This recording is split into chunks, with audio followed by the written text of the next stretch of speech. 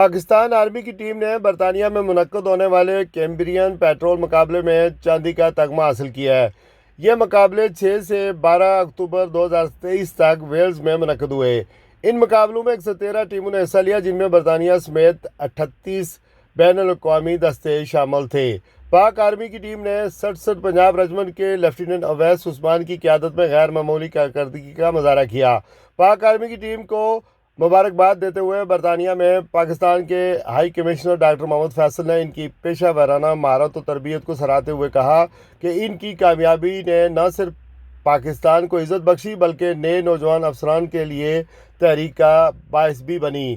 واضح رہے کہ کیمبرین پیٹرول مقابلہ 48 گھنٹوں میں 60 کلومیٹر کی حکمت عملی کی مشق میں جسمانی اور ذہنی برداشت کی سختی سے جانچ کا مقابلہ ہوتا ہے، جس میں جنگی ٹینکوں کے ایک وسیع صف کا جائزہ لیا جاتا ہے۔ یاد رہے کہ 1972 میں قائم ہونے والی 67 پنجاب ریجمنٹ اب تک بے شمار اعزازات حاصل کر چکی ہے، جن میں 1 ستارہ بصالت اور 7 تمغہ بصالت ایوارڈز شامل ہیں۔ شیراز خان، بیورو چیف، روز نیوز، لندن۔